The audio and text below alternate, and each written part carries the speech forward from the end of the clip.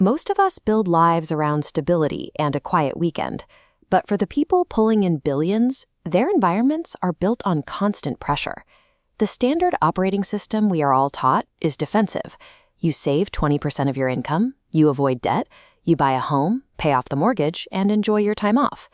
Grant Cardone built a multi-billion-dollar portfolio by doing the exact opposite. He stays broke on purpose, accumulates leverage, and actively rejects leisure time. If you are trying to grow your wealth, you are caught between these two mentalities.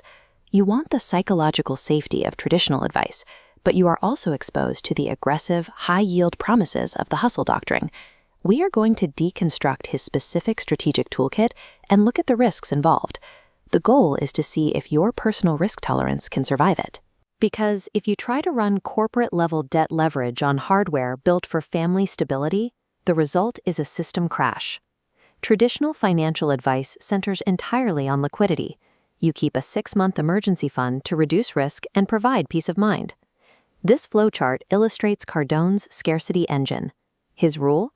Never hold cash. Money entering his account is immediately funneled out, bypassing savings, straight into illiquid assets like real estate.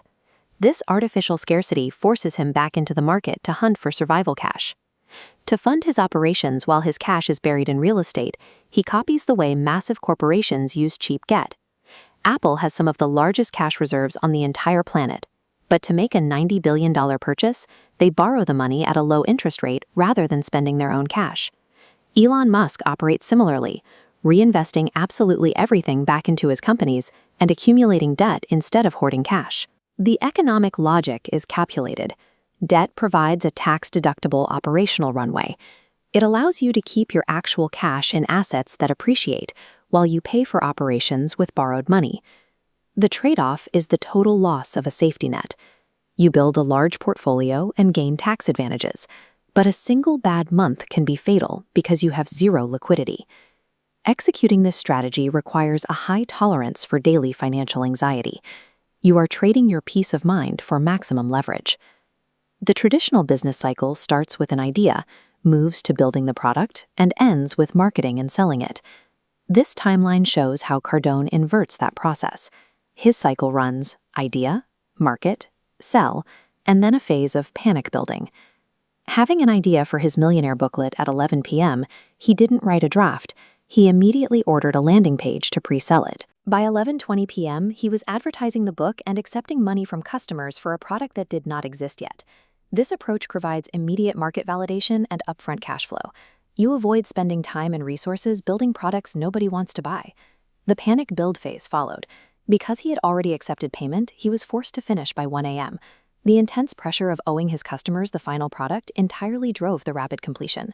While this eliminates the risk of unfunded development, it introduces heavy delivery pressure.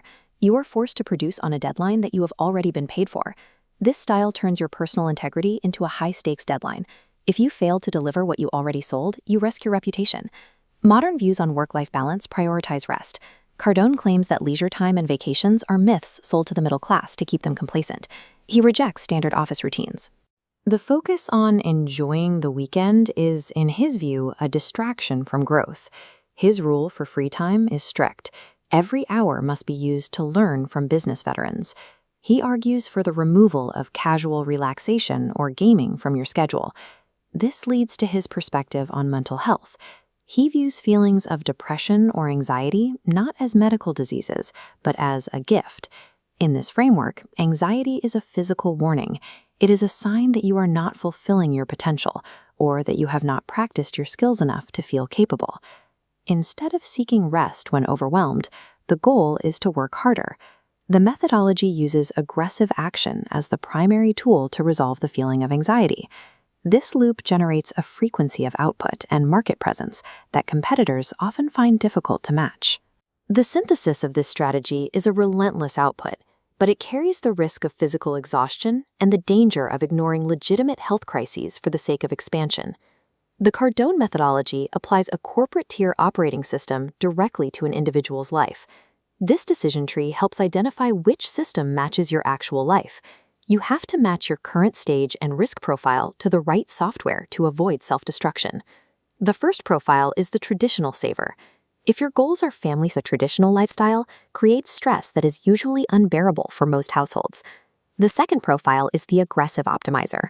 This path fits individuals with no dependence who prioritize market expansion over personal comfort. This framework forces the momentum required to move out of the middle class, but it requires a total commitment to the process. You cannot mix these systems. You cannot achieve 10x results while maintaining a 1x level of comfort. Choose the system that matches your actual capacity for discomfort.